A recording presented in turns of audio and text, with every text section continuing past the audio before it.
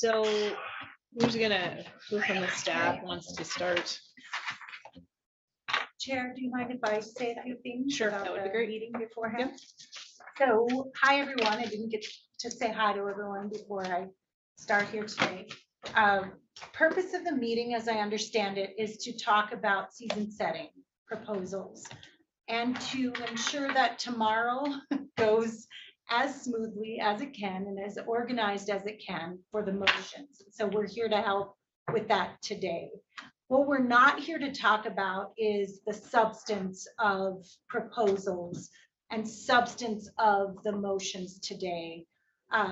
What I would ask is that you leave that debate for tomorrow. That's allowed then for the public to be able to hear it and hear your debate, hear your questions for clarification. And it allows them to see where you're going and get the benefit of the answers of those questions. But what we can do here today, and I think you've started this already, was help the motions be a little bit more clear. Because I know that there's a lot of substance that you have to get through tomorrow. My suggestion, and I think this is a concurrence perhaps with the chair's idea, and that is to get the first motion out of the way that addresses all of the districts, whatever species we're talking about, but I think elk is probably the most important to get this clear, that it addresses all of the hunting districts that you don't want to make some changes on, and exclude the list. And I think there's a list that the commissioners have pulled together that you might even have already, that would be excluded from your first motion, and deal with that first and separately. Can I add to Yes, that? That doesn't mean that you can't change your mind between now and tomorrow either. So this it's not set in stone. Yeah, Yes. thank you, Chair. That's a good point. It's not set in stone, but if you want to deal with them all together in one motion, I think it's useful to get that motion done. Your second, third, however many motions you need afterward, you would deal with those separately, and the list is a good start for those that should be dealt with separately. And I will leave it up to you on how to lump them together. If there's some that make sense to lump together, of course, that is how you can handle those. But I think that would be the best way to get the majority of the proposals set aside and dealt with. And then the ones that you really have to have the debate on, do those separately. The chair may opt to do them, hear the motions all first and take public comment on them all together. So you have one perhaps long public comment period on all of those separate motions. But that is something that I think can be done. But when you're stating the motion, another thing that I would suggest to do is state the motion, allow time, a pause for a second on the motion, save your debate and your description and reasons for that motion for the chair to open it up for discussion. And I say that because I think I have even been getting confused about what the motion is, because we start to debate it while we're giving the motion. So my suggestion is to state the motion, pause for a second, then allow the chair to open it up for discussion and debate before you actually give your reasons and discussion on the motion.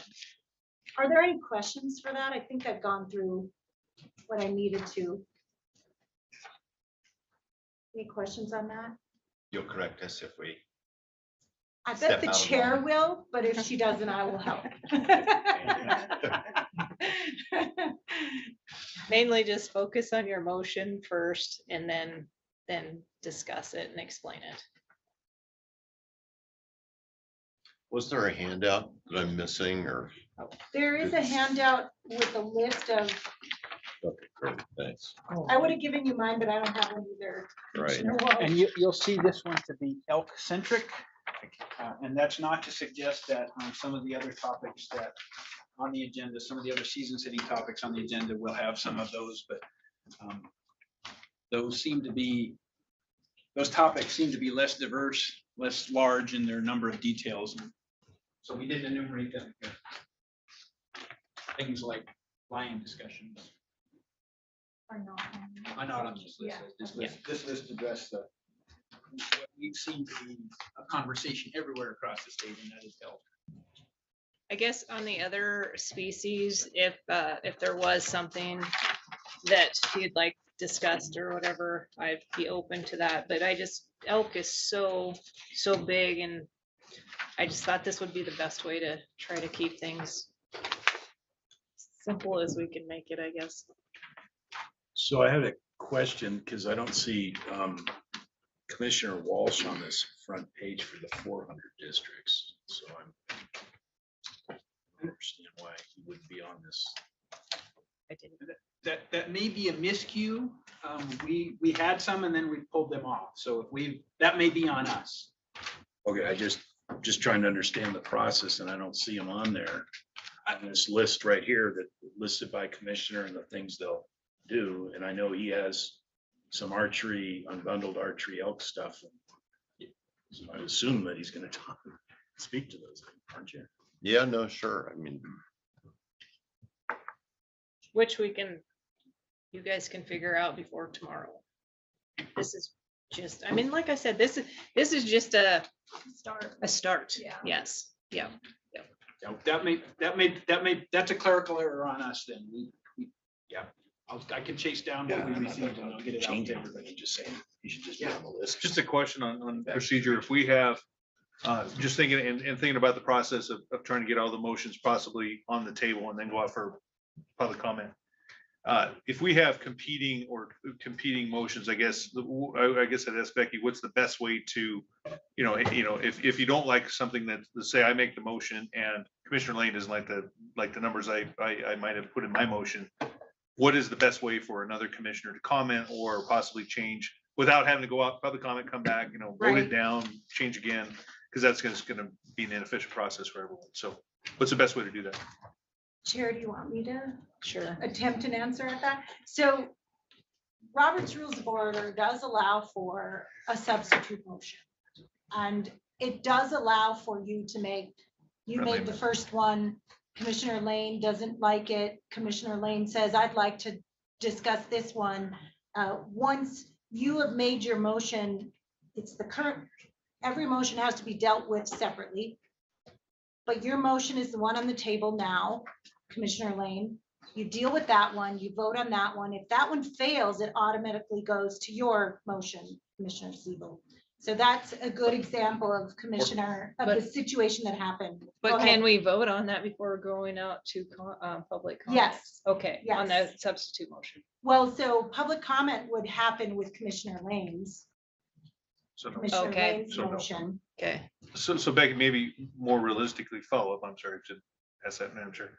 Follow-up question. So more realistically would be a conversation saying that, like I did, a friendly amendment, potentially, Yes. a friendly amendment to your motion, or I would say, I agree with Commissioner Lane on his motion because we talked about it, or I modified his, which is on table. I agree with his modified motion, do a friendly amendment, and I withdraw mine. You withdraw yours. And then Yes. his is the going one. Yes. So I think our goal at the end of the day is to have a basket of active motions that aren't necessarily competing. Right. Yeah. And I Okay. think that's a useful way to look at it. The way you could look at it instead, Commissioner Siebel, instead of doing the substitute motions like we just discussed, was you can say, I withdraw my motion, knowing that if yours fails, you can make it again. You can make that motion again. So at what point does it go out for public discussion though, as far as, If there's a motion on the table, it has to go up for public comment. If you make another motion, the extent is, obviously it would be different. It would have to go out for public comment as and then well. we start all over again? and Yeah, go you back? do. So that's just something need to to- be cognizant of. Sure. Yeah. Sure, Robin. I was curious, if you have a motion, or a catch-all motion that includes all the things that aren't controversial or have been on the table and public comment is supported them, can we vote on that one if nothing has changed, or do we Oh, still go right. to public comment? That's a very good point, actually, Commissioner Byer. If that first motion I was talking about, where you've excluded all of that, if it's the department's proposal, it didn't change from the original proposal, it doesn't need to go to public comment again. That would That's the simplify motion. things. Good point. But it would if there's any changes to it, and there's a change to the, sorry, Commissioner. No, great following question is, what is the department's original proposal? Right. Good Which one question. is the department's original Right. proposal? Good question. And that's have where to we would figure need that out. clarification. Yes, yeah. We would have to figure that out. Yeah. And if I may, Chair, It's a great point. there will be some cues on the master list with the strikeout and the underline. The strikeout that represents change. So let's say, for example, there's 90% of elk that the commission is comfortable moving forward as proposed tomorrow by the department. I'm recognizing that across that enumeration of 7 regions worth of changes, there's some that are unchanged from December 14th. There are some that are half of what December 14th was, and something else has been added. And so in the past, and Becky, keeping on the straight and narrow here, the chair has directed comment to those pieces that have changed. So not Yes. comment to the elk, but to comment to those changes from December 14th adoption within elk. If that helps. Which, looking at it, I'm not sure we'll be. Yeah, I'm pretty sure we'll have to go up for comment on all of Comment it. on all of it. Yes, yes, I think that's a fair statement, Chair Robinson, by species. That was a good point. Though. Yeah, Commissioner Byard or Commissioner Siebel, if you come up with a motion that actually didn't change, The magic we motion. will, Magic motion. we will not have to take public comment. But I do think Chair's point is we probably. But on the other species, we'll keep that in mind.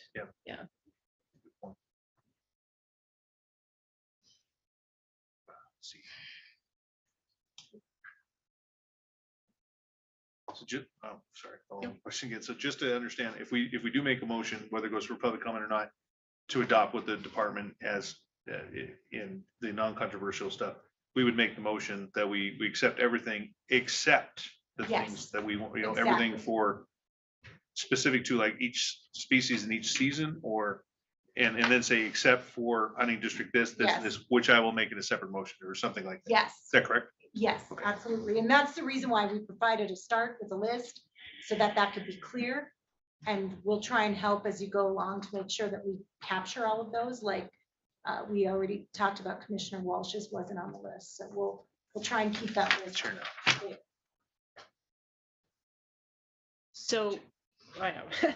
So I could say, would anybody like to segregate certain things, and then we kind of make sure that the list is covered, and then a motion could be made to approve the rest of it. Everything else. Yes. Yes. Yes, that's a good way to do it. Mhm.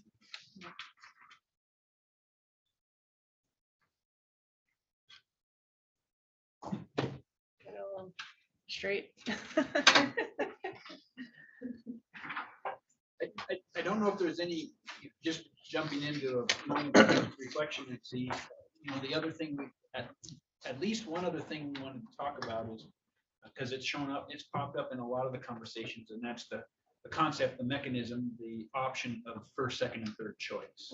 And so, Chair, with your tolerance, Hank, out of his licensing experience, we thought it good to offer just some clarification on what those are and how they interact with each other and what the results are of this versus that.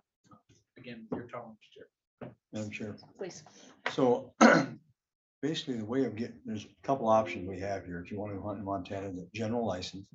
Understand residents can buy them over counter, non-residents have to apply for them, limited quota on those. Then once you get the license, if there's an area is limited permit or a permit area, we have a couple options. One is the unlimited permit. And what the unlimited permit means is if you apply for it by the deadline, you're going to get it. But it's restricted to the deadline, apply and buy it. And then we don't issue anything after that point. That's the number that are issued for that point. Then the next step would be if it's a limited quota, then it's a limited permit. you can set it up for first, second, or third choice. And what happens is, on that, 10% is applied to that because it goes through a drawing. 10%, up to 10% can go to non-residents. So as a first choice, it's just based on the number of people that apply for first choice. And then 10%, if it goes into surplus, that 10% is gone after that, so for the surplus. Then you have first, second, and third, and it's basically the same way as you go down. So the first choice would be, we'd take the 10% out of the non-residents. The second, up to 10%. Then the second choice, you would make sure that you took all the residents before you go above 10% to go to surplus, and then the same would follow on the third choice. Does that make sense? A little confusing. So it depends on where you apply on this, where the 10% is put into place for the non-residents. So basically, a first and only choice guarantees up to 10% for the residents, but it opens it up for the number of non-residents who can apply before it goes. This is all before it goes to surplus. So if the quota is set low enough that you don't even match the first choice, then the up to 10% still plays, but it doesn't matter, and then it doesn't go to surplus after that. And then we dealt with looking at the statute and everything before this, and any surplus. So if it goes into surplus, will be issued. So we have to issue surplus. So the other part with this is if you set the quota so high that we have a lot of surplus, then you end up people buying licenses over the counter or permits over the counter that haven't really applied for. So a big change to all of this that will change the way we've done business for several years is if it sticks with that recommendation to go to, if you draw a permit, that's where you have to hunt for it, like we do with mule deer. So that will change the dynamics of where people put in for it. And once they draw that permit, they can't hunt with the general license someplace else because they've got a permitted area, and that's where they have to use that for that species during that time. So for example, archery, you draw archery breaks tag, that's where you hunt archery, is in that district. So any questions on that? Yes. I had a couple of quick ones. Yeah. One is just how the 10% is based for non-residents. So let's say you have a quota of 1,000, but you only have applications for 500 of those from residents. Is the 10% for non-residents based on the 500 or the original It's on the 1,000? original quota. That's on the quota. So what you do is, in that case, if you did that, so you'd have 1,000, 100 be for non-residents. Right. Okay. So if you only had 500 applicants, that was first and only choice, it would automatically go into surplus. And before it goes to surplus, we would issue to anybody that applied. That would be non-residents. And a follow on. Yeah. Does the landowner preference for non-resident landowners, does that come out of that 10%? So there's a double cap on that. What that is, a landowner preference has a 15% cap on that. So that's the first drawing is landowner preference. But it's also capped to, the 10% is capped to the 15. But is the 15 coming out of the 10%? No, it's coming out of the 15 of the total. So the Oh, it 1,000, is. Okay. there'd be 150 tags of that, but it can't exceed 10% of that. So you can't get more than 10%, even if it's landowner preference. Does that make sense? It does. And my understanding is that many non-resident landowners miss that because they don't apply on time or they don't understand the rules. Well, a lot of it is they don't get the license to start with. So you have to have a license in order to apply for the permit. Right. So a lot of the non-residents don't actually get the license that allows them to put it in the drawing. However, I mean, that might be something that the communications staff here at the department could help. Not necessarily on the number of Explain, I mean- licenses, because it's by statute, they're limited for elk, for example. By statute, limited to 17,000 non-residents can apply for it. So that's landowners, that's everybody that can put in for those tags. So if we're above that number for applications and they don't draw one, there's no other way of getting licensed, and therefore they can't put in for permit. Is that the typical reason why they wouldn't? A lot of times, yes. I think they know when to put in for the landowner preference, and that's worked out pretty well. Is the application process is with the application for license and the permits are at the same time. So another way of saying that, the trouble isn't the fact that they would be involved in landowner preference. The problem is they can't get a license to begin with. That's the reason A why big they're part of it, not. yeah. Okay, It's a combination of a lot of those things. right. And there's no preference for them on the 17,000. No, that is only strictly land, it's no landowner preference on 17,000. It's all non-residents. I mean, I'm gonna have to look at this tonight, but it would be interesting to know with some of the increased quotas that we're talking about, how that matches up. If you take 10% of that total or 15% of that total, how it matches up with the 17,000. Like I said, that's why I want to make it clear that the first step is getting the license, and that's limited for the non-resident. Understand now. Thanks for the Yeah. explanation. For you. I'm finished. Thank you. You had a question? I did. I actually, the question, can you talk more about how the surplus licenses, the process or how those are sold, when it's noticed and when people can get online, how that works to buy those? Or to- Madam Chair, Commissioner Sebo, I'm gonna be dangerous on this because I worked it a long time ago. Got away from, but basically after the drawings are done, there's a deadline, and I don't have the deadlines. I wish, Do you want me to grab Robin or? but have Emily come up. So I'll have Emily Cooper come up. Is she? So we'll get somebody up here to tell you what the dates are.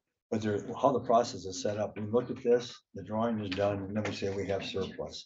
So what we've done is if it's less than 10, we're on the wildlife, we're not gonna mess with less than 10 surplus, because what that does is it goes over the counter at a certain date, a certain time, then it's on a first come, first served basis. So any surpluses to anybody that doesn't hold one of those permits can apply, can purchase one at that point. It's at a set time and a set date. Like I heard it was like 5 AM in the morning on a particular day in August that you have to know to log in and.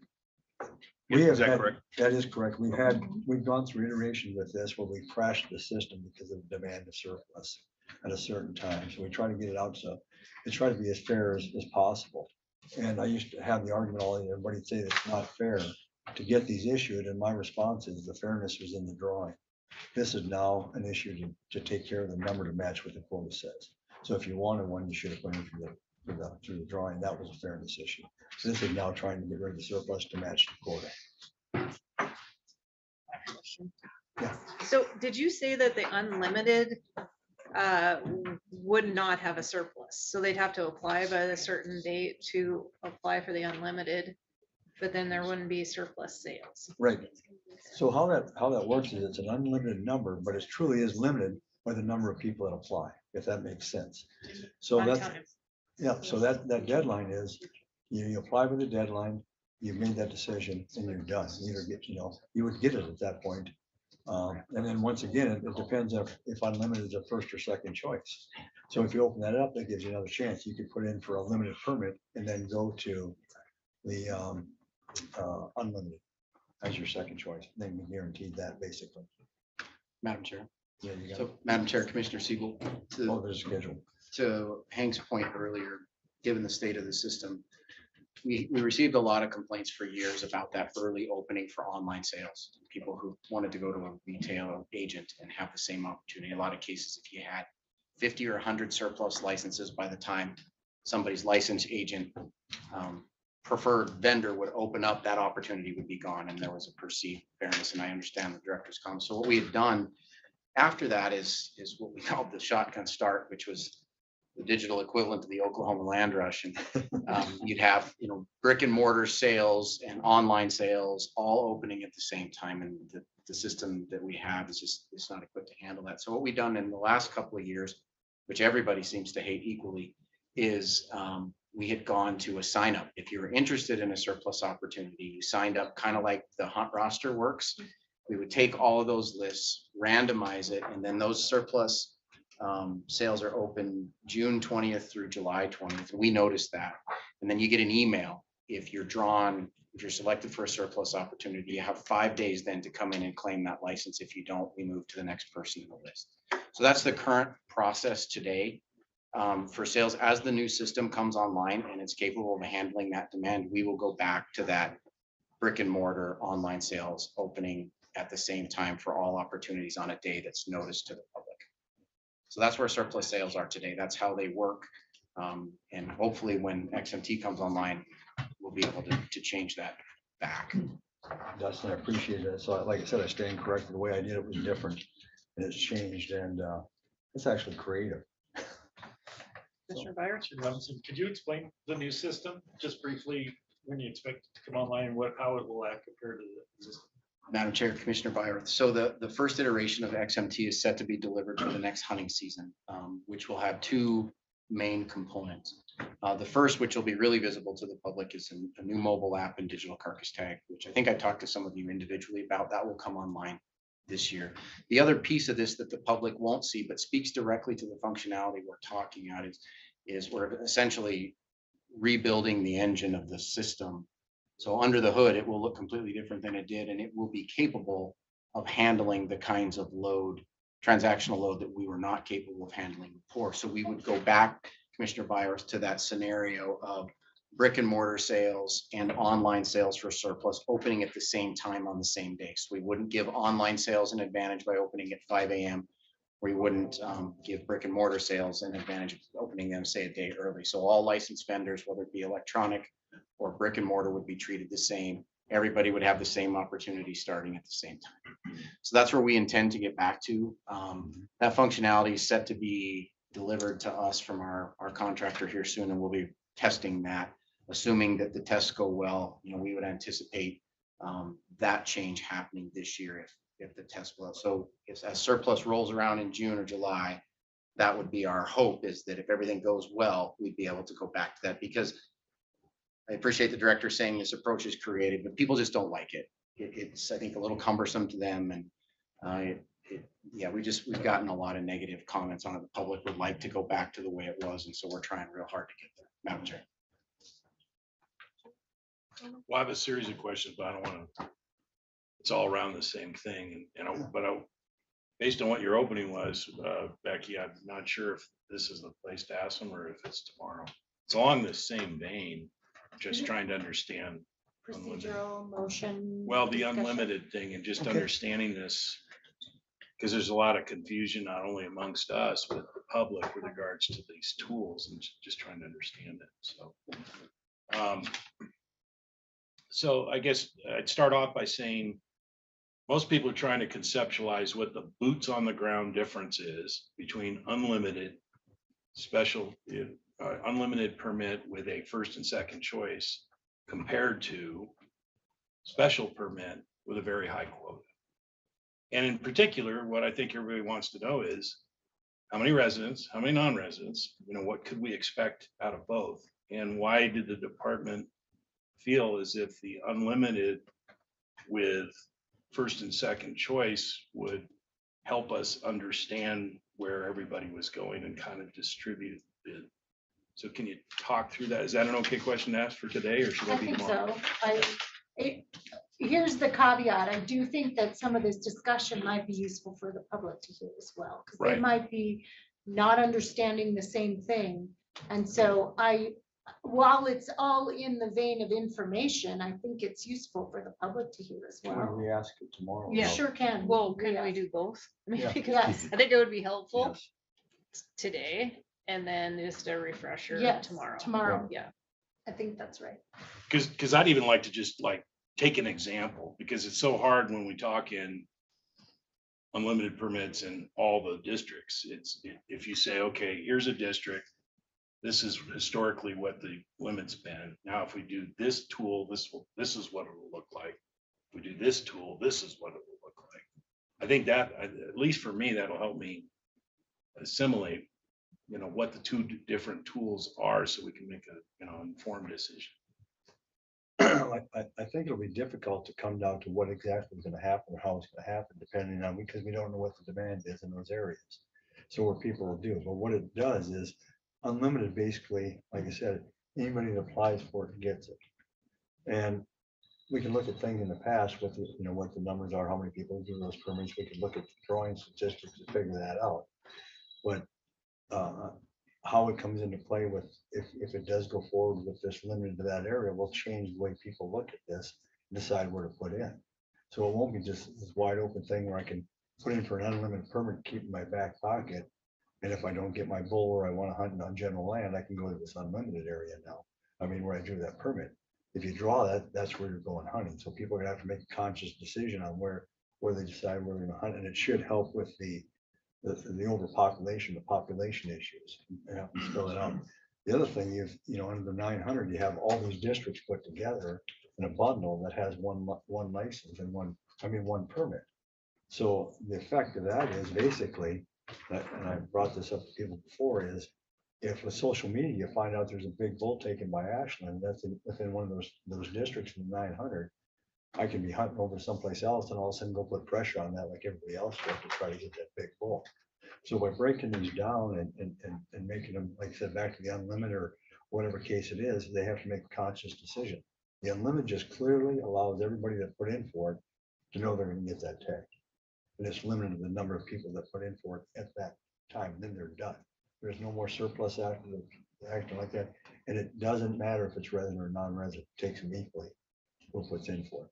Now, if the goal is to restrict a group or a certain group or do things like that, that's when the second choice comes in, because then the 10% comes into play. But the other side of that is there also is a surplus on that. So you've got the numbers, if it's set so high that you don't meet that number, then you have surplus and you have people buying them that may not have an idea where they're even hunting, but it's a surplus license. But once again, they will be tied to that if they get that license. So we don't know what the effects are. I guess what I'm trying to say is there's so many moving pieces right now. We don't know what the effects are going to be. Yeah, but I guess what you do know, especially since you went from at one point potentially going let's go the special permit with really high numbers. And then you kind of looked at that and said, yeah, but that's going to do this, this, and this. And then you went back to unlimited. So there was a kind of a decision-making process you must have went through to go back to your proposal.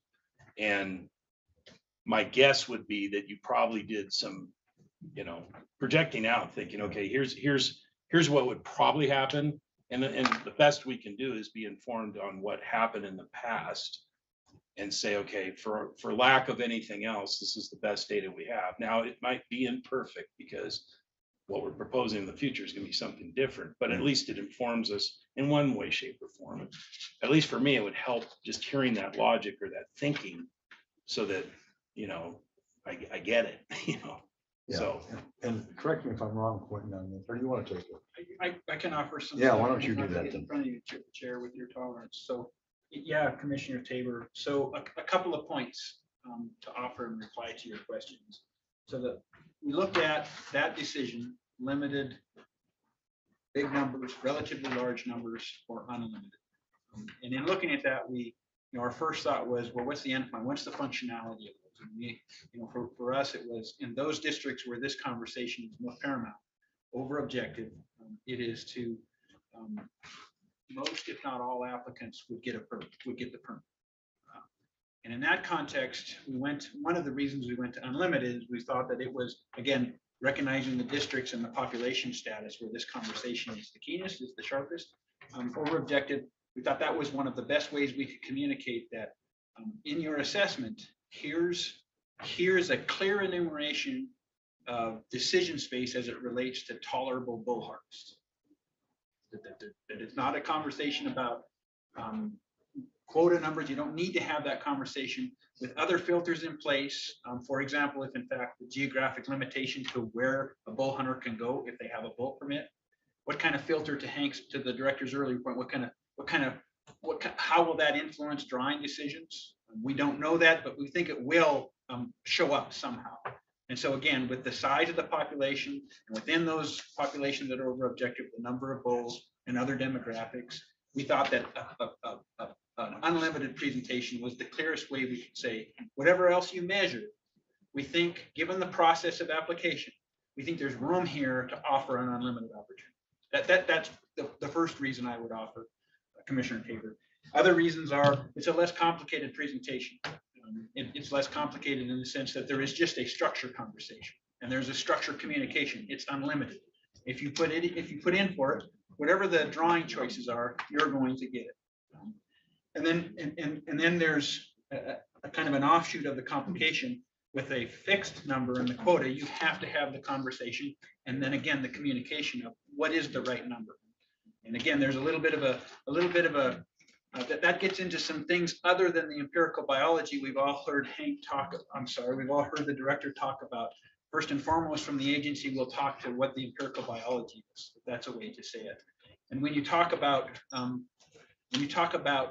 limited permits and what that number should be in these districts, some other things come into the mix. And so again, we saw that, not to say that's not a conversation that's to have, but it's a less clear conversation than just a statement. We think the resource can tolerate this unlimited opportunity, given all the other things associated with the drawing. So there's that piece that's there as well. And then another piece of the complication is what to do then with surplus. And you don't have those kinds of considerations, whether they be deliberations about what to do, how to measure it, or how to communicate it. So simplification was another piece of that decision. So I guess for the surplus, it will go out. We don't have an option of not releasing them if we've set that quota. Yes, and that representing, so not just an additional process piece. Maybe I shouldn't call it complication. Another process piece that shows up, and then also another expression of hunter interest. That is to say, that's the person that gets that surplus is not a person that put in for that permit as their first choice. And over time, we've come to understand that that is an expression of interest, and from that interest, by one connection, by one definition or other, that interest is connected then to what effort they follow through. So how familiar are they with the district? And so if you have a large number of surplus and they get picked up, how does that hunter relate to a hunter who got the permit on the first choice relative to familiarity with the district, familiarity with access opportunities, intent to use the license or permit, et cetera, if that answers the question. So one thing I'd like to add that too, I just ran some quick numbers, just talking about elk. We've got 127,627 resident elk hunters last year and 19,069 non-resident. So that's 14.8% of the people. So basically we're the 10% of cap, we're only talking about another 4.8% could possibly put in. Does that make any sense, what I'm trying to say? But that's either sex numbers you're looking at. there. Yes, no, that's for elk, that I take. the But same either correction. sex, Yeah, elk, yeah, or either it's sex. not just both. No, either sex. Yeah. That's a general elk license, yes. What are the numbers for archery? I don't have the archery numbers with me. Robin, do you have archery numbers? Archery numbers? Yeah, resident versus non-resident. We'll get it for you. Could you read the numbers I'm sorry to interrupt. Yeah, Could you read the numbers that you just read earlier? So, this is an old, I stand corrected, this is an older list they gave me. So it's in 2019, but it'll show pretty close to it. Total resident general elk was 127,647. And the total non-resident elk, general elk, were 19,069. What happened to that 17,000 cap back then? Was it different? The cows. This is a general light, so what? Let's see what that's. Oh, that's total elk hunters. So what you gotta add into that non-residents is you also have coming home to hunt. You got the general, you have that, you've got the college student non-resident combinations. You've got what else is it? The youth, huh? Yeah, the non-resident relative, the native license. So there's several other licenses added into that to bring that number above. that. Okay. Hank, are those like coming home to hunt in college? Are they part of the 17,000? No. No, they're above and beyond. Added They're to part it. of that 2,000. Okay. That's part of that Let's go. 19,000. And then Commissioner Tabor's question about a cow, or is there extra takes for cows, or are they all under that 19 or 17,000, excuse me? That's just a general, that's the That's the ability to age. shoot bulls, basically. Right, both. The 17,000, Madam Chair, speaks specifically to the B10 non-resident big game combination license.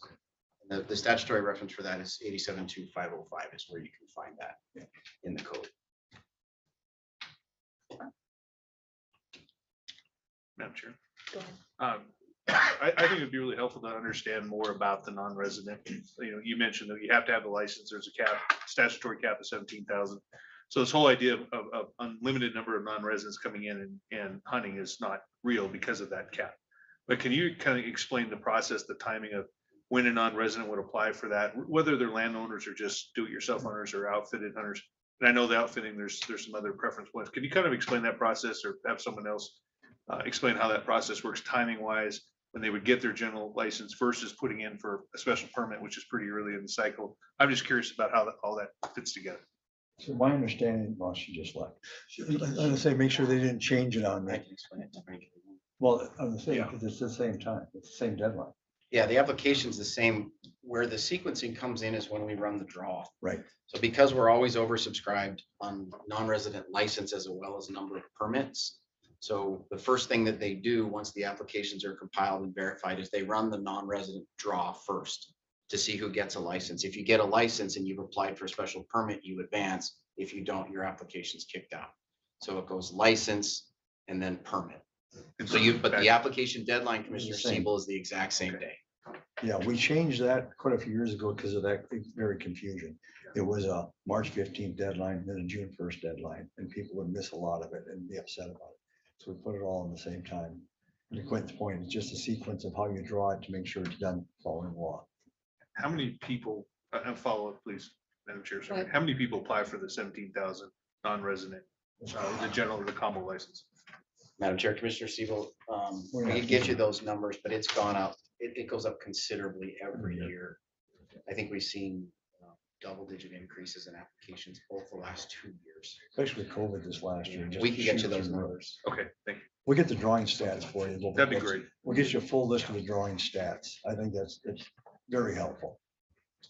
Madam Chair, Mr. Director, when you have over the counter, like we had a proposal, for example, over the counter V tags or cow. Is there any limitations on non-residents for those over the counter tags or surplus for that matter? So you could have more non-resident hunters on those. That's Those exactly type, it. like- You could have more non-residents come in and purchase those over-the-counter licenses because there's no restriction on over-the-counter. So that's one thing that I'm totally aware of. That's what that could happen. Just a clarification question, Mr. Director. If it's a special permit, like what we're talking about here, that would have a quota, if they don't have a general license from the draw, they would not be eligible to buy that surplus tag? That is correct. Okay. All right. That's a good point. yeah, Director, I'm really interested in the 17,000. Is that a statutory number? And it was legislated? Yes, And so the commission has no influence over that. none. And I that's see. the 87.2505. I just pulled it up Yeah. in statute. Yeah, it's subsection 2, Commissioner Walsh, in that statute. And there's actually statutory, there's 87.2510 outlines that no more than 4,600 B11 licenses may be available per license year. And then 87.2511 is 2,000 B11 resident landowner sponsored deer licenses. So that's a person that sponsors someone to hunt on their property. They can sponsor them for deer only, but it's limited to only their property. There's 2,000 of those. So the other part of this is if we don't get the 2,000 subscribed by landowners for that number then reverts to the 4,600 For the deer only. for the deer only. There's a lot of moving parts. So switching gears a little bit, just to understand the tool of special permit. I'm just gonna test my understanding here. So I think special permit was originally designed so that we could manage the resource carefully. So if we had a resource concern, we'd use the special permit to control the amount of harvest so that we could make sure we don't hurt the resource.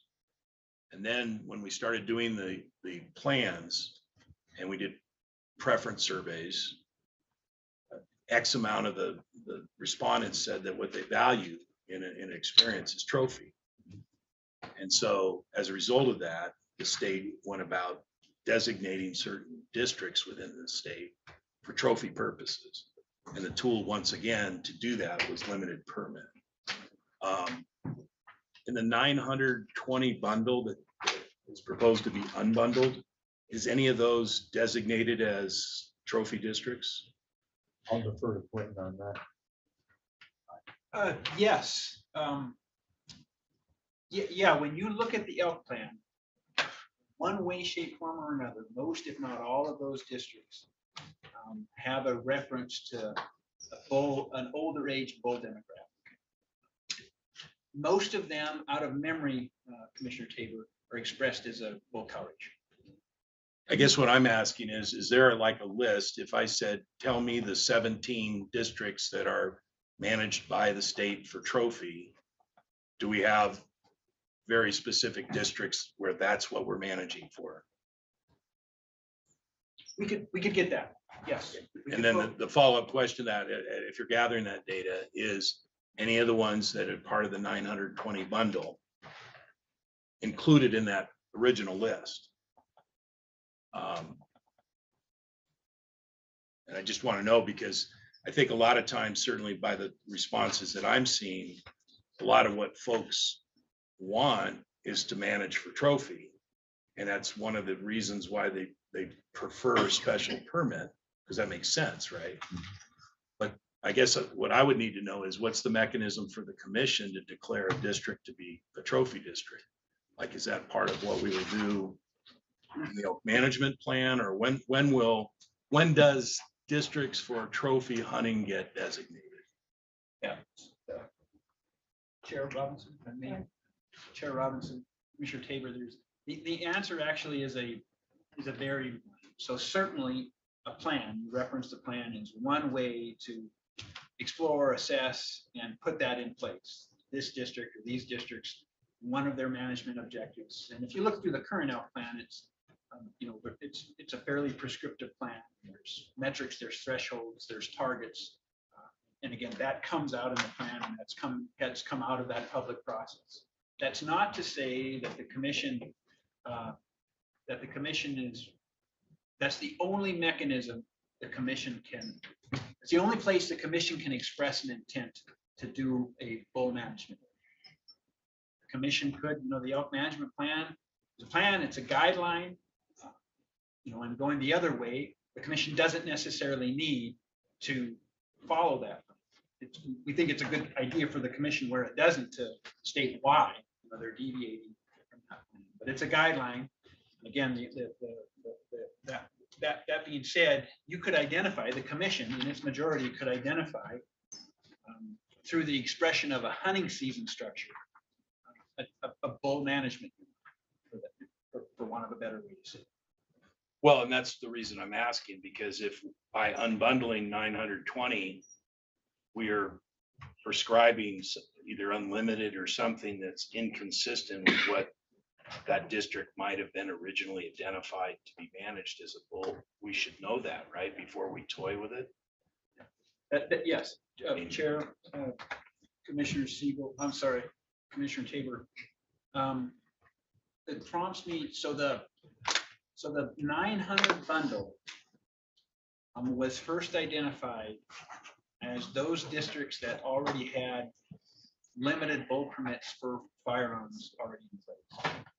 So in this conversation, without that list literally in front of us, it is a reasonable assumption to see those districts to have already had some reference or another to bull management in the elk plan.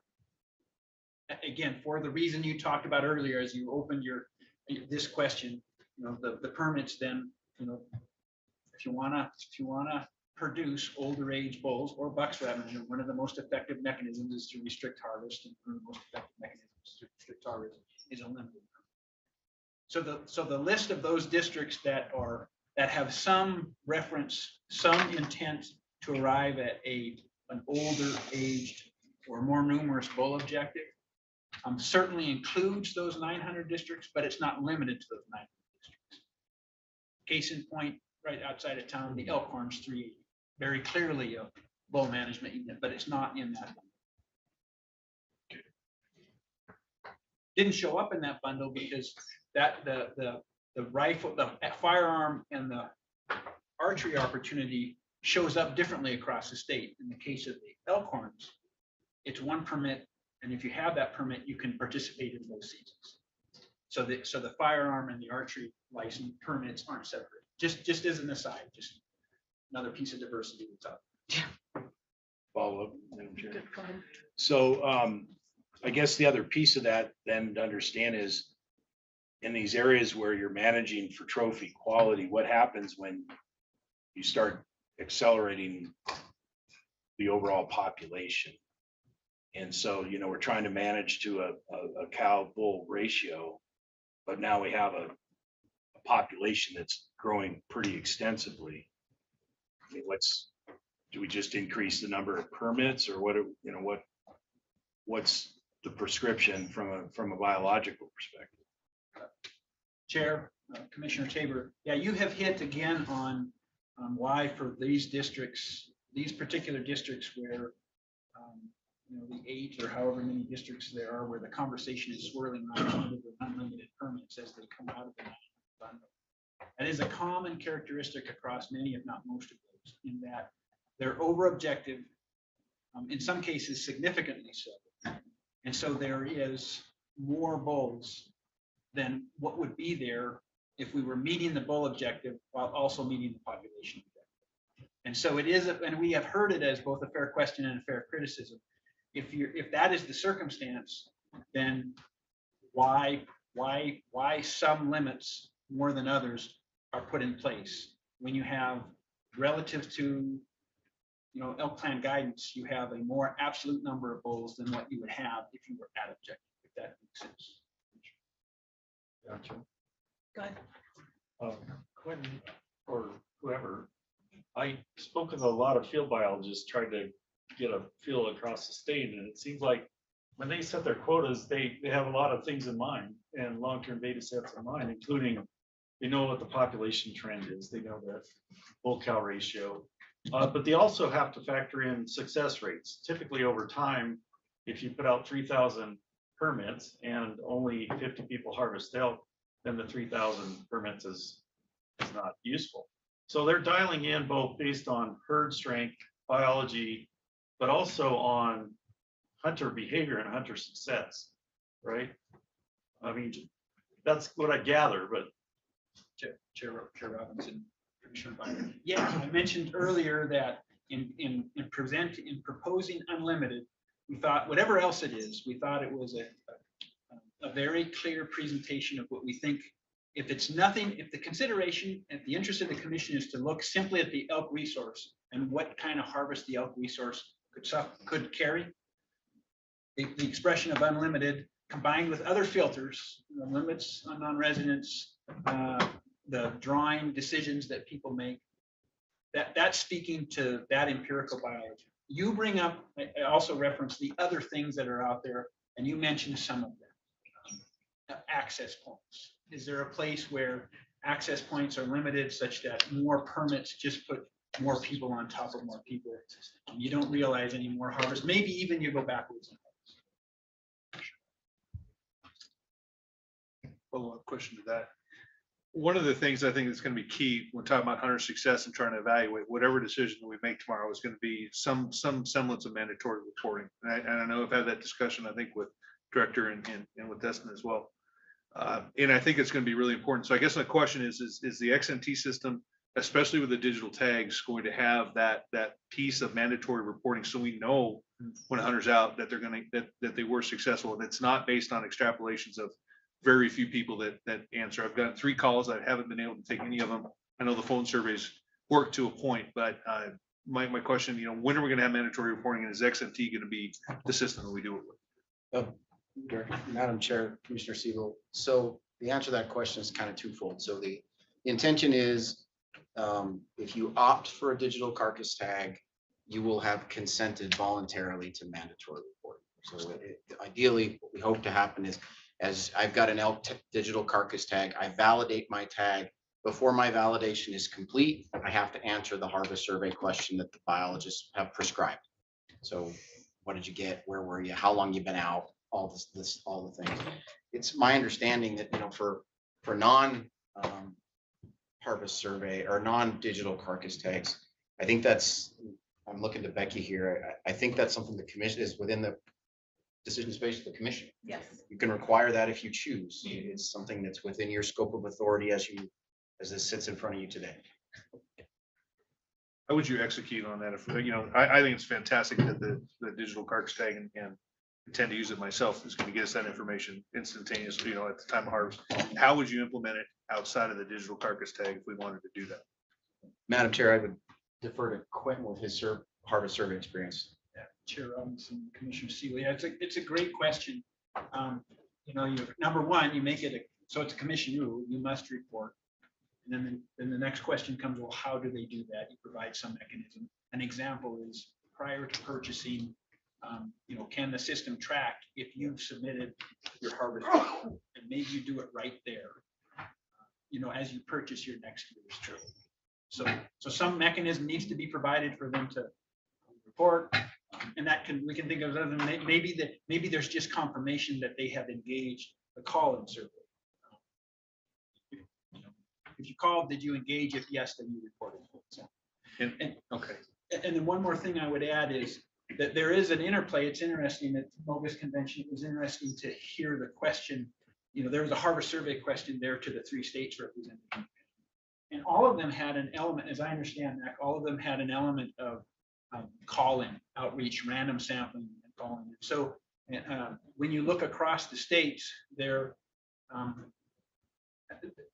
thing about because there's things like you don't report until you buy your license the next year. There's a real good chance that timeline makes your input irrelevant for some annual decisions. And so there's things like that confound that sort of approach.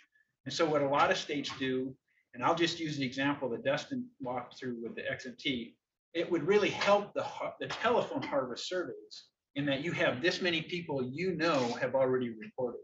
And so then it becomes a statistical exercise of seeing if there's a difference between harvest difference between those that do the carcass tag and those that don't do the carcass tag. That is to say, you do a smaller telephone survey effort of those folks that you don't have information for, and that's a smaller pool.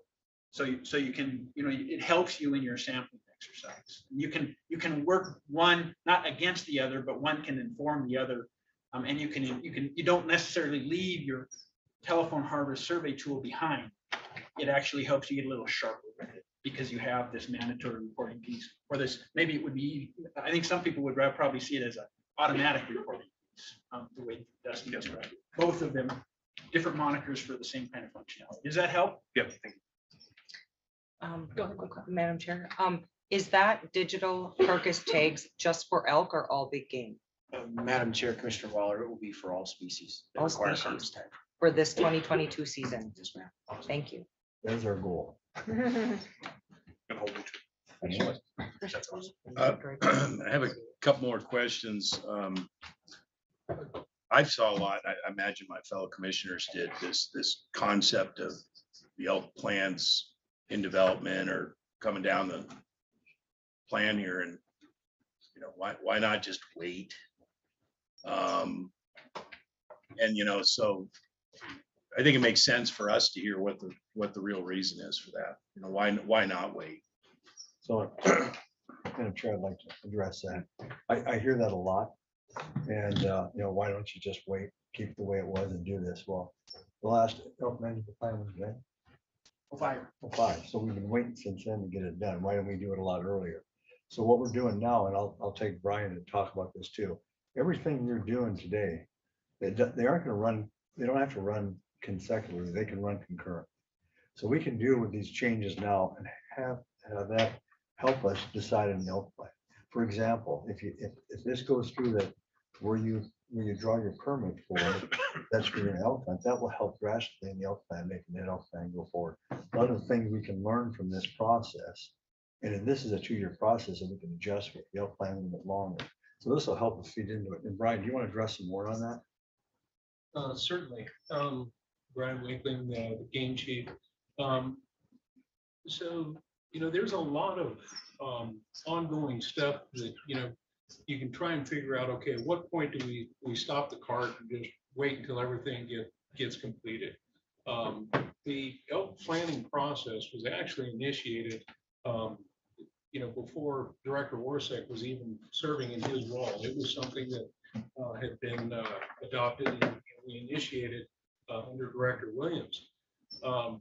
There's a lot of inputs that are occurring as we're going through the planning process. So, for instance, in addition to this process, the season setting process, when I'm referring to that, there's also some efforts ongoing with the PLPW.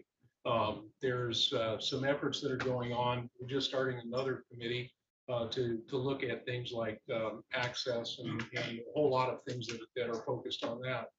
And so when we brought you the proposed timeline that we proposed and brought it to the commission in June of last year, I believe it was, what we talked about was a series of steps that we were going to take and trying to go forward and gather that information, use that to kind of formulate the plan. All of this stuff is ongoing. We've got the opportunity to use all the inputs that we're receiving now to inform that plan. And hopefully, by using that, we'll actually have the ability to have that plan's longevity even greater. I'd contrast that a little bit with the adaptive harvest management plan for mule deer and whitetail that we brought to the commission this last year. Now we have some changes that are kind of occurring here. And so we're going to have to figure out how we're going to address those, the changes that the commission's directing us to pursue now to incorporate with a plan then. So, it's kind of almost feels a little bit like a chicken and egg thing. At what point do you start working on one and stop working on the other? They're using all of this information to help us inform that plan. Follow up. So Becky, this question's for you. So from the perspective of the obligation of the commission, I mean, if I understand our constitutional or statutorial charge, we still have to manage. So we can't delay management or decisions on management until the plan's done. I mean, I may be simplifying that, but to me that it really is that straightforward. I mean, even if we wanted to delay it, we really can't, can we, from a decision-making standpoint? Well, certainly, it's just anything you would do would be probably wildlife management, season setting, and whether you do what you did last year, what the commission did last year and bring that forward, or you make these wholesale changes, you're still complying with your responsibilities as a commissioner. I do think your point, though, is this is an ongoing responsibility. If we had to wait every time we were getting something new, we'd always be waiting. And I think that's a fair point. Madam Chair, thank you. I think that even just this meeting today shows, at least it shows me, as probably everyone else in this room, that this is an incredibly complicated situation. I have been, and I'm sure everyone would agree, inundated with literally thousands of messages on social media, emails, phone calls, probably well over hundreds of phone calls, and can't get back to everybody, all saying primarily the same thing. And there's an overwhelming outcry of please slow down, in particulars to the elk. There's so many issues on the table that we're well aware of, but in particulars to this new elk proposal. And I feel like it's unfair to the public because, in my opinion, and I know how hard everybody is working. I think it's important to understand. I've sat down with my region too, with the FWB officers, with the biologists. I know how hard they're working. I stopped in last week and the biologist had been to 7 evening meetings in the last 14 days. And you know what? I get upset when I hear this social media outcry of the public saying, we comment, we're not being heard.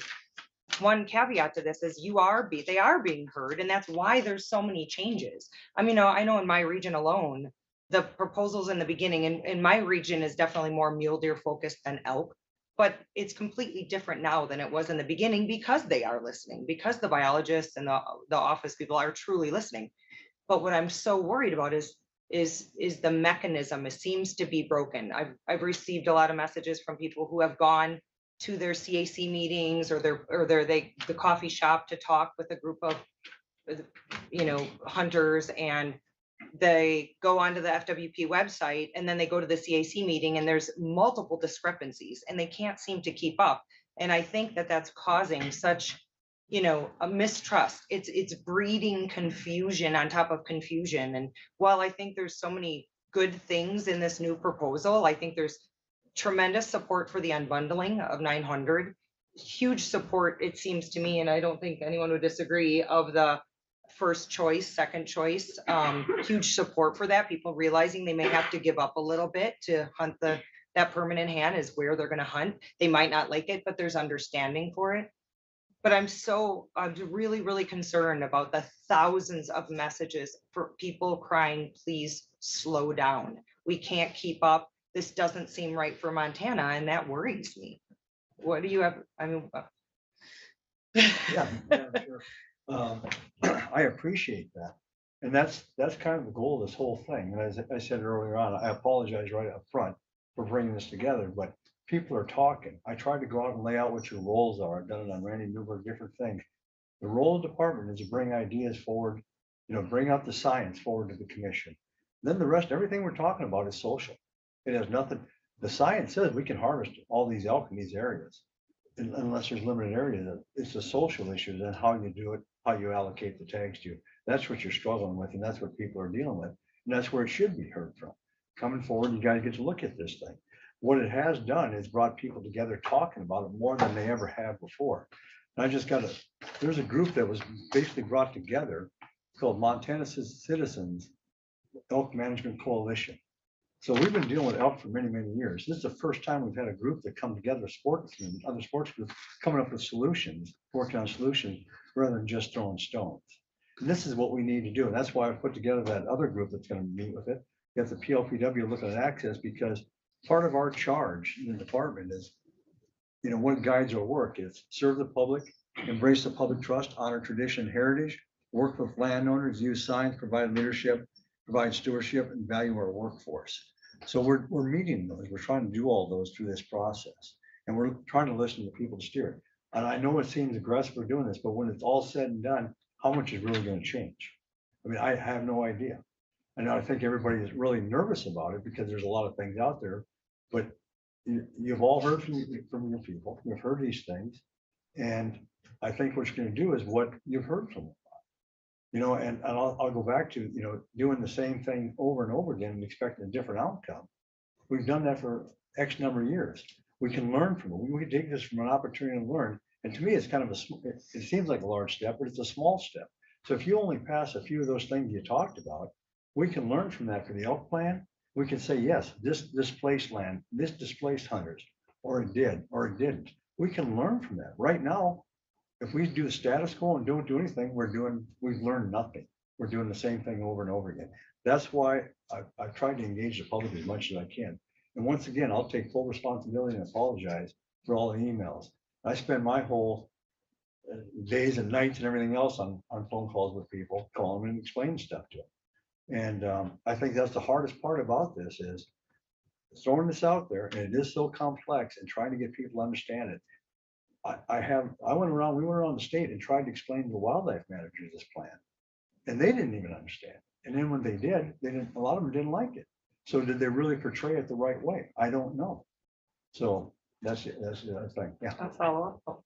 I just wanted to put part of the reason too that it's a little bit hard to follow or whatever is because they are listening, like you said, and there were changes made after there were the regional meetings and the CACs. Yeah.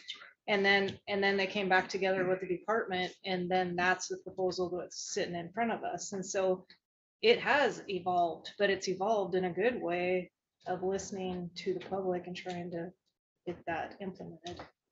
Madam Chair, I agree that there are changes that have come forth from the beginning to now that are very positive, across the board for all the different types of species. With this elk, with the elk proposals though, I think there is just so much mistrust and confusion and outcry that the average public land Montana hunter is being completely left behind. And I think there's a lot of people out there who feel that these decisions are being made quite hastily and without adequate research. And there are like Commissioner Taber's, like there's a lot of caveats to so many of these units. And I understand there's social issues, absolutely. And I understand the biological issues. I do believe that we have tools in our toolbox to currently deal with the over objectives in certain units and such, but I'm hearing from so many, so like I said, thousands of people who are really, really concerned about the changes, that they'll be drastic. And you in your own words said, we don't know what's going to happen. Right. And I think that's a dangerous position to put us commissioners are in right now. And I feel like I feel like there's so much more discussion that needs to happen before we make these, big decisions. Let me point one point of clarification on that. I don't know what's gonna happen, but I can assure you that everything we put out there will not harm the resource. So let's gotta make that very clear. That this is not, we did not do anything that would harm the resource or do things that we couldn't do. So once again, it goes back to this, the resource will sustain anything that we're asking. That's what we've asked the biologists. First thing I asked the biologists to do is when they set it up, how liberal can we do? What can we do? And lay those sideboards out. That's what we're playing. That's what we're doing within this. So when I say I don't know what's going to happen on this, I don't know what decisions you're going to make and how it's going to play out. That's the beauty of this, is to listen to this, try to figure it out, look at the science. This is what we can do, what we can't do, how you allocate it, how things are done. And another part of it is a lot of this is become really political, and it doesn't need to be. And that's part of it too, is they're upset with a different administration, different things happening, and there's a lot of mistrust with that. And it just comes with the territory every time we change administrations. There's this whole thing on this. So I applaud every commissioner on here. I think you guys are gaining the credibility back you need to. And that's why I'm having trying to throw the public to go to the right people to talk about. Chair, may I just say, I hope we can have some of this conversation again in front of the public Yes, tomorrow. we need to. I think this is important thing for the public to be able to see this debate and this discussion. Question. Commissioner Tabor? So one of the things that's happened, I think, to all of us, I really have to applaud fellow commissioners because they didn't just, read just stuff that comes out. I mean, every one of them said, oh, I had a meeting with the regional person. Then I did, they're going out and seeking information, and then information's coming in. But one of the things that we're all experiencing is, there's people in the field that are telling a different story. And, so it's confusing to me because, so what is FWP want? And the answer seems to be, it depends on who in FWP you talk to.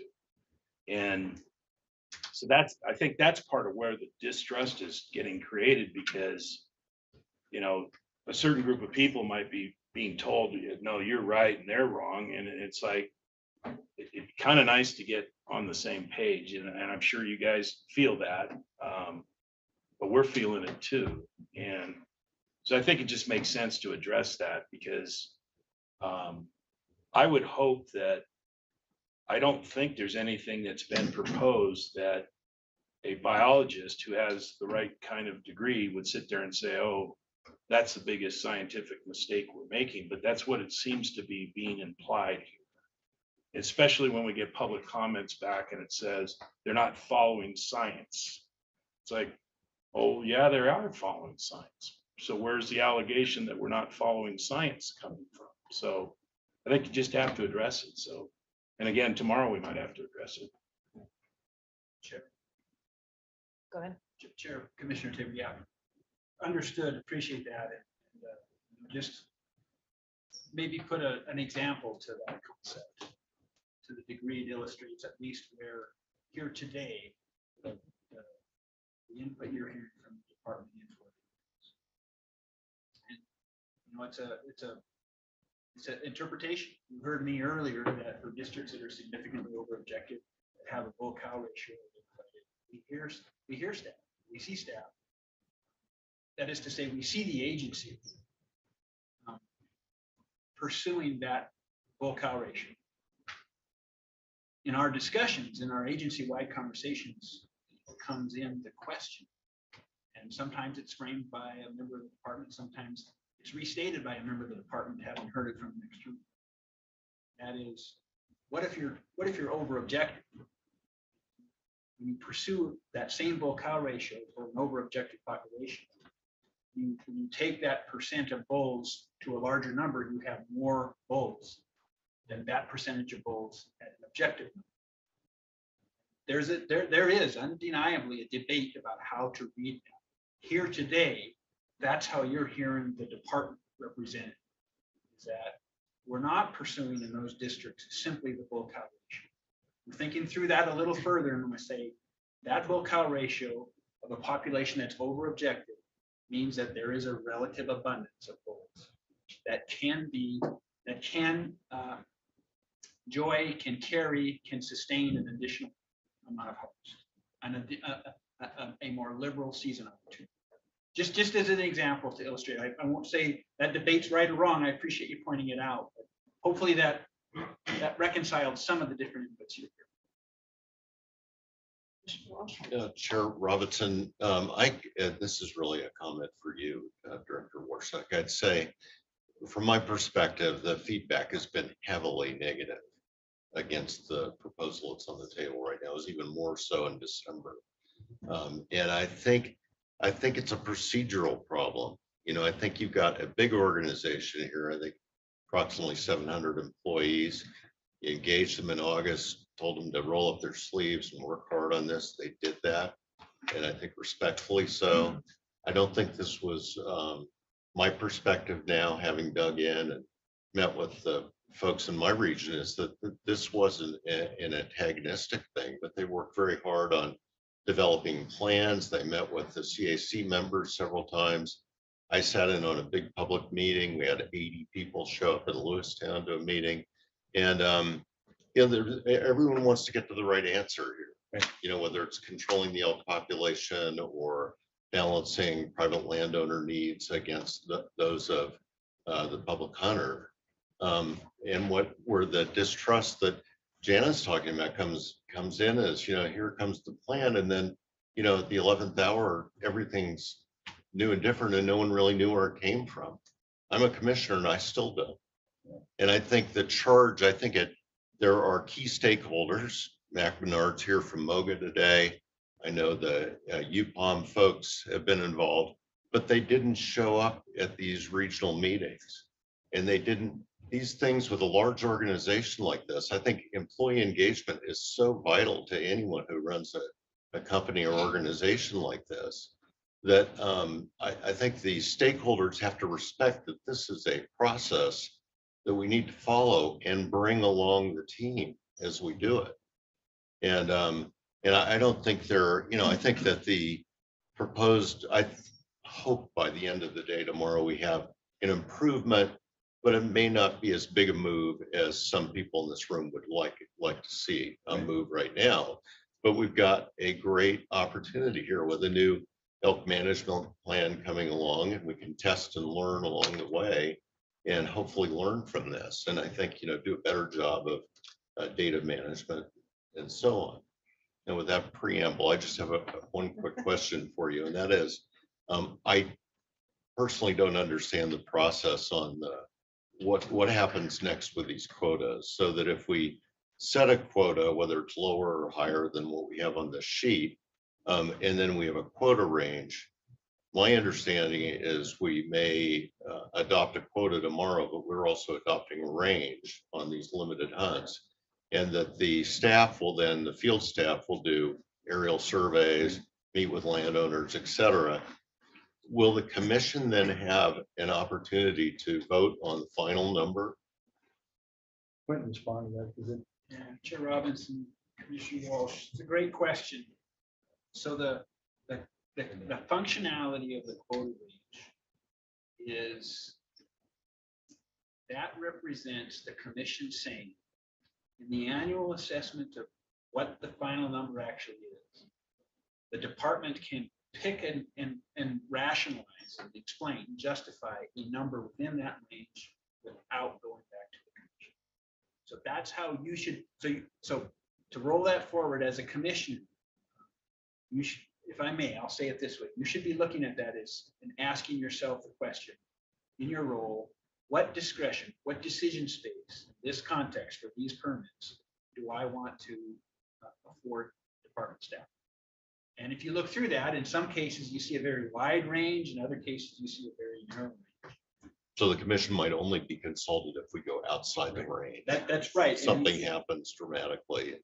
Chair Robinson, Commissioner Walsh, that's exactly right. If you look through the history of agendas, one of the topics you'll see show up late winter or early summer is quota changes outside the range. That represents a situation where field staff had said, oh, we've done our surveys and what we would prescribe for harvest or opportunity or both is outside the range that's about. So those are come back to the commission. Question is, what's it? Will we just adopt a range tomorrow? Chair Robinson, Commissioner Walsh, typically, what happens typically is in the biennial season setting conclusion that happened in February right now, February even year. Very often, even though there's a parallel conversation about quota range, very often there's a quota point that's identified as well. And I think if you look through the proposals, you see both of those things in most of the proposals. But there is recognition that some surveys for some of the species are yet to come. This winter's or this spring surveys speaking to hunting harvest opportunity for next season. So you do want to recognize that there's potential for that point to change even this coming spring. Thank you. And one more thing to paint to further paint the example. If the greatest expression of no discretion is no quota range at all.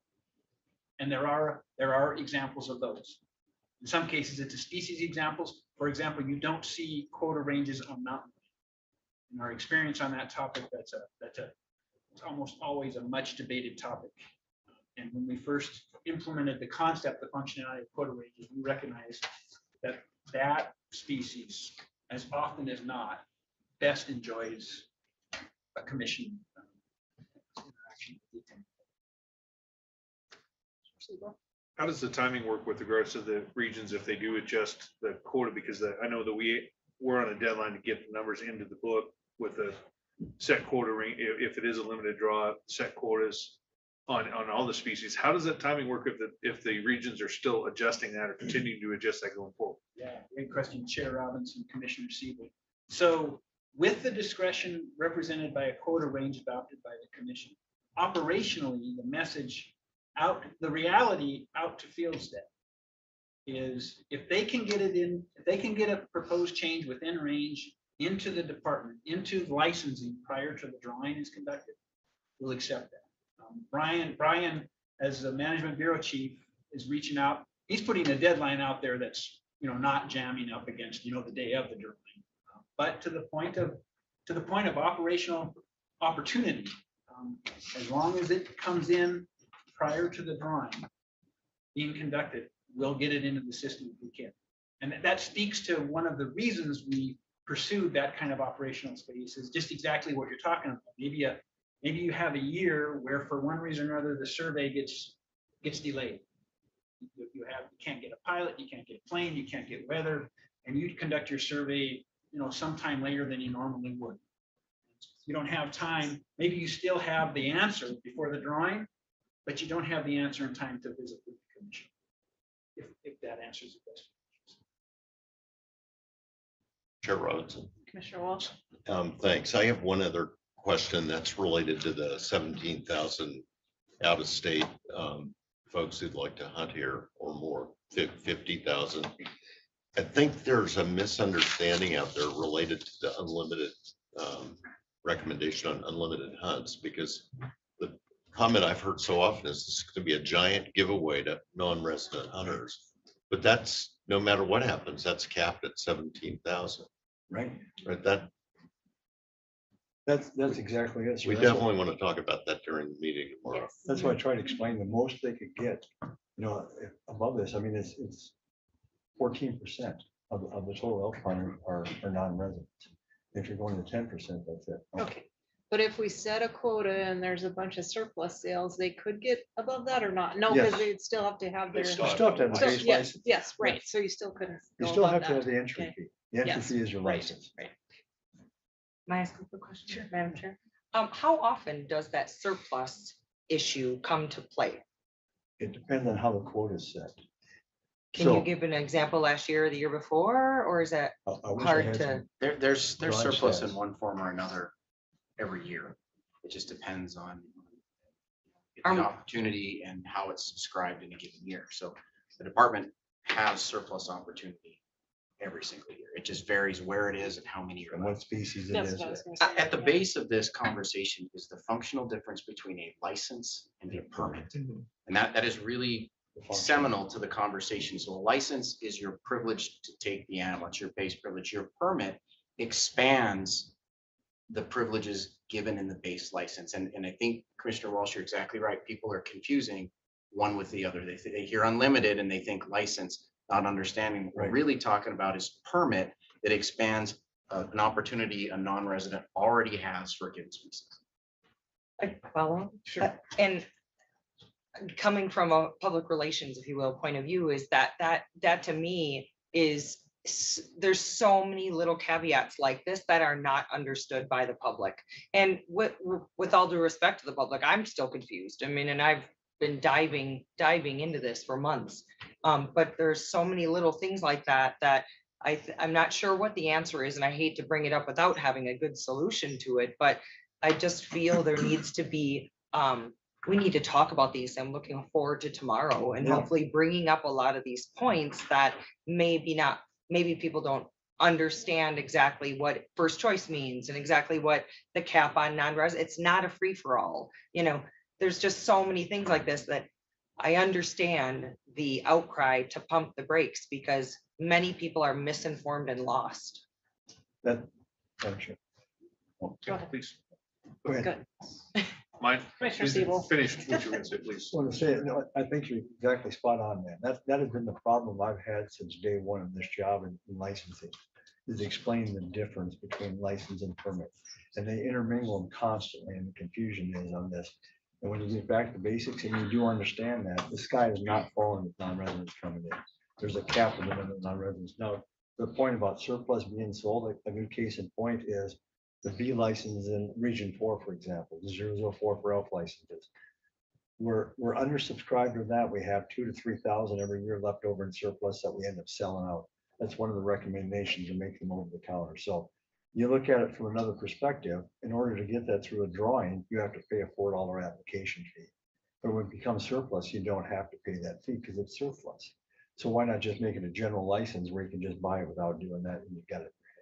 So there's a lot of things that are tied into, it's such a multifaceted thing to understand and how they're all tied together on this. But with opportunity comes complexity, and we have a lot of opportunity and a lot of complexity. Just a point of clarification on the special drawing, if there's a quota, obviously, if you have first and only choice, there's a lot better chance that there's gonna be a surplus spilling out of that choice. If it's first and second choice, there's more opportunity for people putting in, or even getting on the second choice, both residents, non-residents. And I guess I just wanted to point that out, that the chances of there being surplus, depending on what happens, if we go with quota, the chances of there being surplus is probably slim, given. Right, it goes through all three processes, if you for first, second, and third, before you go to surplus. So you give away everybody basically that wanted to apply for it before we go to surplus. That's why I used to tell everybody that if they were complaining about the surplus, why didn't get an opportunity, it wouldn't have gone to surplus if you applied for it. Right. So everybody applied for it, got it. I just, before I forget, when I get my chair agenda and it has the proposed motions from all the cover sheets on my agenda, could you guys tell me if there has been changes or not change, if it's, because usually it says if it has to go to public comment or whatever, and then I know if we make changes, then it will have to go up for public comment, but if there have been no changes made, then I'll be aware of it. Yeah, it will help streamline things.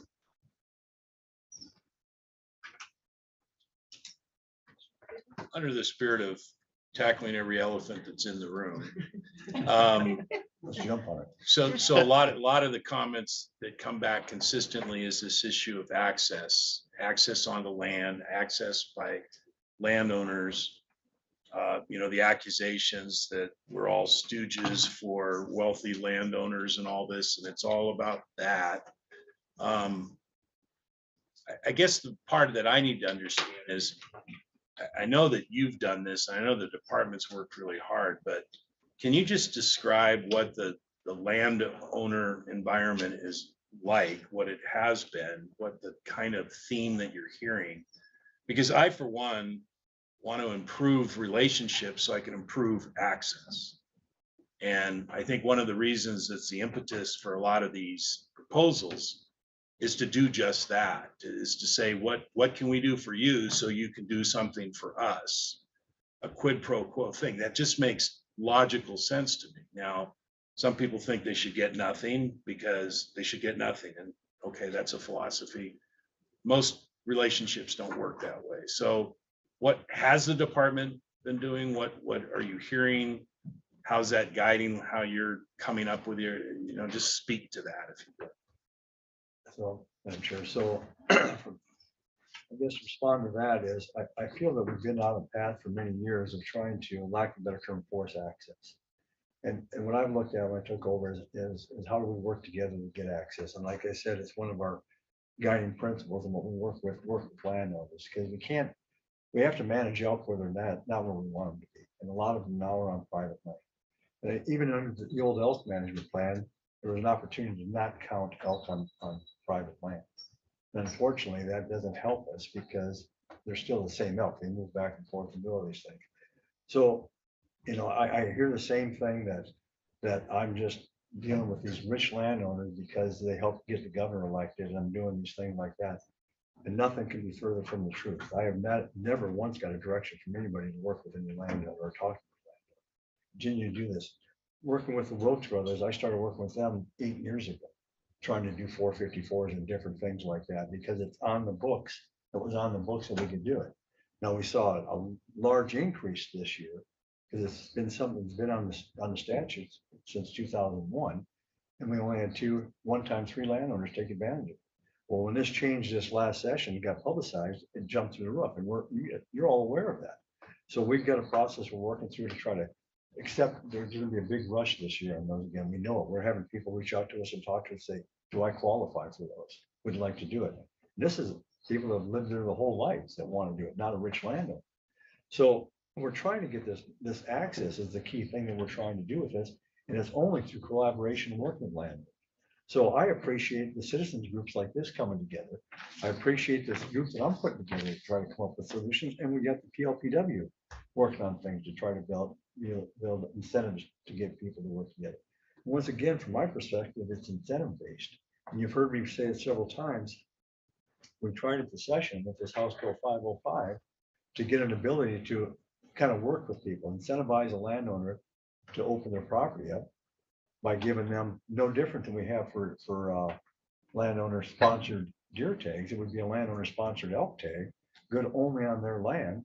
But in exchange, they had to be an objector to get it. So the idea is that people that are objective doing this.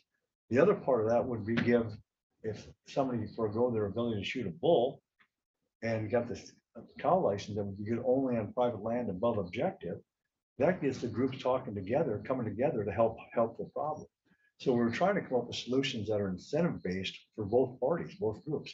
That's what I'm continue pushing that on, is trying to get that done. So yes, I think it's getting better, and we're going to see a big change I think this next year with the 454s, and we'll see what happens. I'm still waiting to see what the report is from, like, for example, some of these 454s from this year, what the harvest looked like on bull harvest and cow harvest. That'll tell us a ton. I mean, I have no idea. Do you have any idea what the harvest was for cows do you have anything? What kind of numbers did we harvest, if you don't mind? Hundreds. Hundreds of cows harvested. Madam Chair. go Could ahead. you, what is a 505? The 505, I apologize, that was grandchild of Quinn. It was an idea, we were asked by the Speaker of the House, he had a bill that was gonna be basically the same thing as what was introduced a few sessions ago called House Bill, or Senate Bill 245, which would have basically got rid of shoulder season, well, it was before the shoulder season. It would created a cow-only season, good on private and public land for X number of weeks. You just buy that separate license and hunt it. It didn't pass. It did not pass.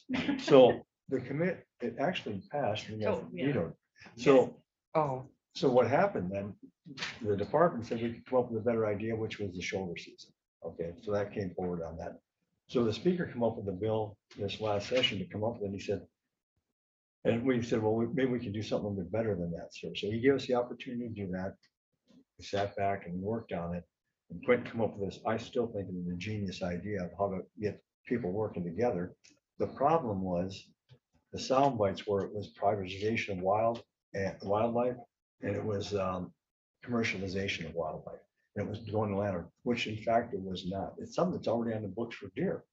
It's just with elk, and as soon as you talk elk, people lose their minds. And it was completely different on this thing. So those are the type of things I'd like to continue working on, is try to incentivize this stuff. Was your question, what are 454s? no, I know Oh, that, okay. what the 505 Okay, was, got it, got Yeah, it. that's which was why. passed but vetoed, correct? No, No, 505 never made it out. no, it never did make it. That's Okay. what I was saying. The prior ones. Oh, right, Yeah. okay, got it, thank you. Question on 454 tags is, can a non-resident landowner make a deal with a 454 to be able to get a B10 license as part of his 454 and a special permit for his land? In that package? You still have to draw. Madam Chair, Steve, this, yeah. So let me give you a little history on that. Like I said, this thing passed in 2001. And every time we do, we come in front of the commission, and the commission would always say, why are we not doing more of those? So we go back to the books and look at it, and we go back, PLPW was running at that time. So I was working with PLPW, and they wanted to do more, incentivize this stuff. So they said, well, permits are not, it was just used to be permits, a like permit for like permit. So you had to have the general license. They said, what about non-residents? Can we open that up? So there was a law that was passed that said it could be a license or a permit. So that allowed for the non-residents to come in and do that. After that was done, we only had one non-resident do that, and he opened up his property, and things happened after the fact, and he ended up getting upset and sold his property to APR. So and he opened up a lot of cow hunting, but that was an issue. So the PLPW tried to liberalize and get more things open. So then when it got publicized, it's wide open now. Commissioner Breyer.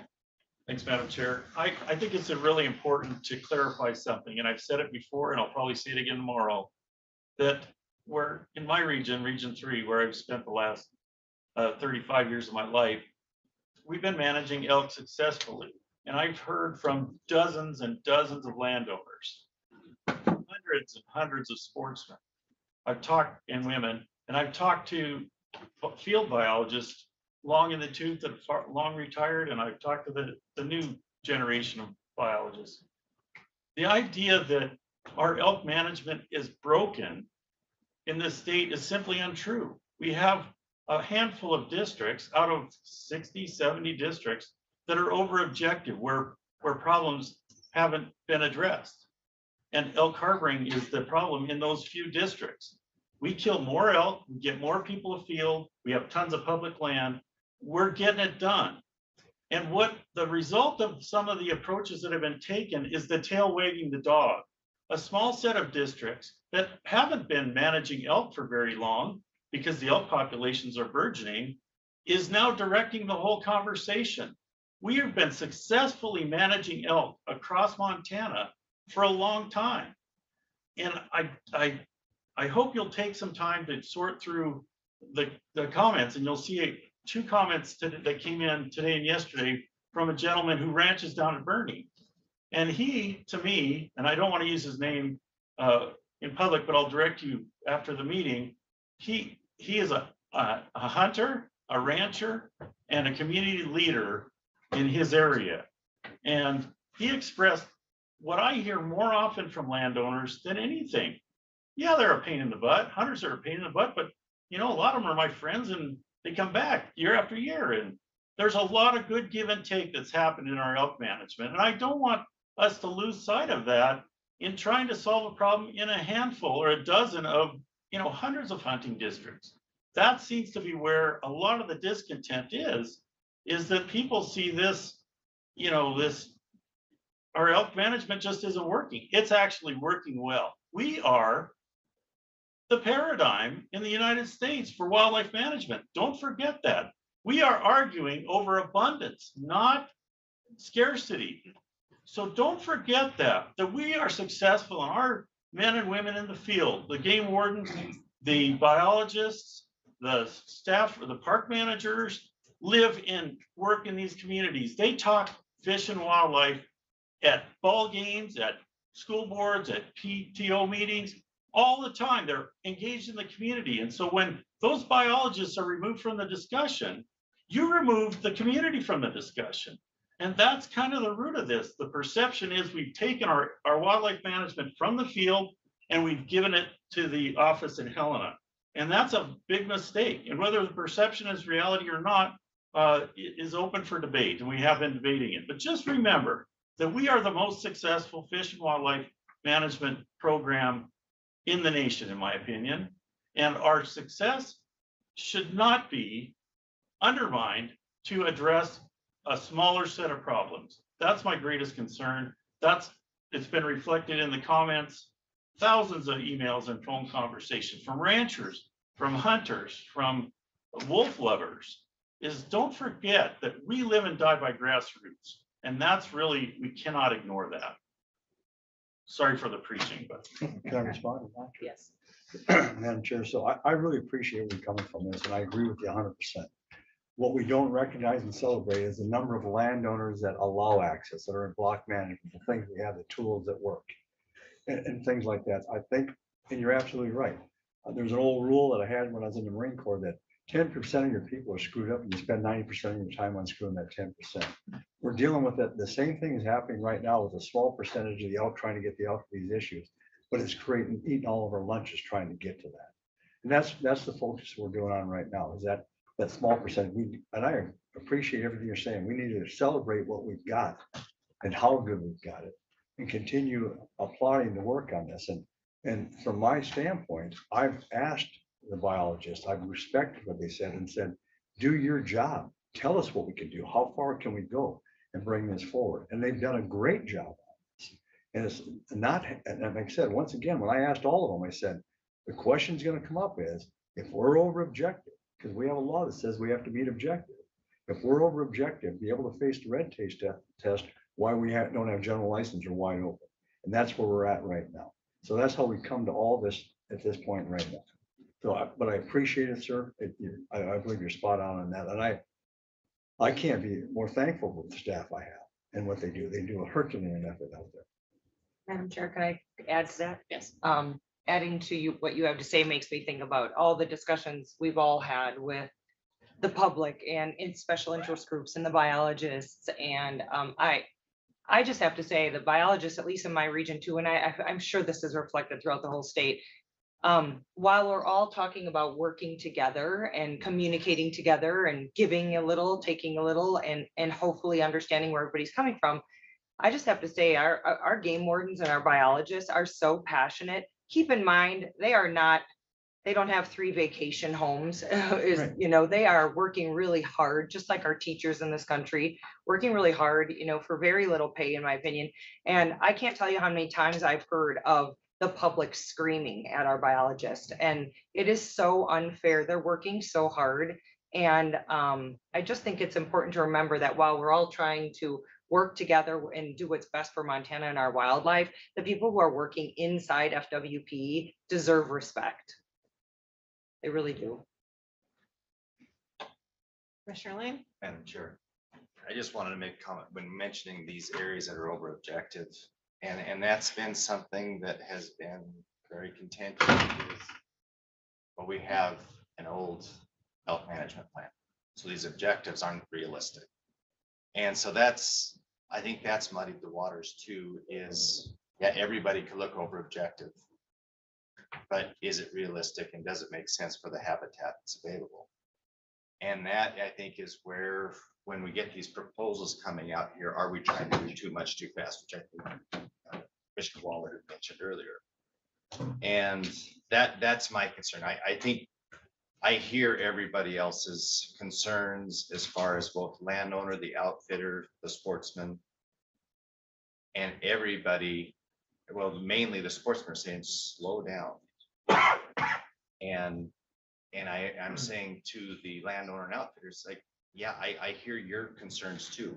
And I think we can, if we're willing to work together instead of point fingers at each other, we can come to some agreement, but we can't do it overnight. And so that's right. I personally almost feel like we're trying to push too much through too quickly. But you know, I mean, I guess that's where tomorrow we have that opportunity to make those changes to make it fit. But thank you. Commissioner Walsh? Question, I don't really know what kind of survey work you do with the hunting populace in the state, but I'm gonna assume that most of the archery hunters are after bulls. Probably most of the non-resident hunters are after bulls. And with the population problem we have now with cow elk, you know, what's going on with Montana's hunters who are looking to fill their freezers? And I only bring this up because I met with a few ranchers in my region who said historically, you know, 10 years ago, they would have had people knocking on their door every weekend, and that's just not happening anymore. So from my perspective, just simply my perspective, I refer to the horn porn and different things like that. We've got away from the people that just enjoy going out hunting. When you look at any magazine from any sporting group or anything like that, you don't see the picture of a person with a backpack with a cow elk on it. It's a gigantic bull. And that's what's selling everything. You've got people, different people making livings off of this, doing these different things. You've got backcountry hunters and anglers, they're all talking about big bulls and how to do this. So it's not about harvesting the game anymore. It's about harvesting certain species of, a certain type of game. And that is taken away from it. I mean, the 454s we had before was one of the gentlemen out of Judith Gap. He would open it up for property and he couldn't get cow hunters to come in. So he did a 450 source. So we're complaining about, you know, this is a trade-off. Well, he got his bull and his son, you know, they've done that. They've allowed 4 bull hunters. They couldn't get cow harvested. They allowed that opportunity. So a lot of it is just an unwillingness. And I remember being at the legislature, hearing sportsmen groups saying, we don't want the crumbs. They considered a cow a crumb. They kept on saying, we don't want the crumbs. We want the bulls. We want the landowners to open their property for us to get the bulls, not the crumbs. So we built those lines in there, lines in the sand. Unfortunately, that's what's out there. And how do we change that? How do we change that to get people to help us manage elk? And everybody knows a bull isn't, you need to kill the cows and keep the numbers down. And how do we get that focus and how do we get people engaged in it and understand we all need to work on this problem together? Madam Chair, what are the, so for example, I've had to approve a couple of crop damage hunts in my region too. And I specifically asked Randy Arnold, you know, who gets to hunt? How do you get to figure out? And he said, oh, people apply for it. There's a list. What do those lists look like from a state perspective? Are there a lot of people that are aware that they can sign up for cow hunts? Yeah, we've got a hunt roster that we do that you put your name on and then we draw it as they come out and draw the names off there. So there are people for those hunt rosters and damage. Does that fill up? Yeah. Yeah. So what happens is a lot of that, there's a perception that's an easy hunt because they say you got crop damage, therefore the cows are going to be out there. I'll just go out and shoot them. You know, so that's, once again, it's a passive least resistance to get elk harvested. So you get all kinds of different hunters. You get hunters that just want to do this. And from my perspective, once again, we have such an opportunity to hunt elk for so long that, you look at the states that have 9-day seasons and what their harvest looks like. You look at Wisconsin, they've got, they got 9-day season for deer and 600,000 hunters. They kill a lot of deer in those days. We've got it wide open, and that's a good thing. But, then we get people, depending on the weather, wait for things to happen. So there's so many dynamics to this changing. I don't know if that answers your question. Yeah, you did. I mean, I was just wondering how those rosters look Yeah. and like maybe, if there's a need to better shout it out through the microphone, whether through emails or whatever. But if you say the rosters are always pretty full on those cow elk hunts, well, that's a good thing that people are aware that there is that opportunity out there as well. That is one of the other things we need to look at, is what is the criteria for a damage hunt? Mhm. So that's some of the things we're gonna look at too, to make sure we have open opportunities for people to hunt and for landowners to get managed or being damage hunts when they're doing. Thank you. So we have about 5 minutes left, I think. So are there further questions?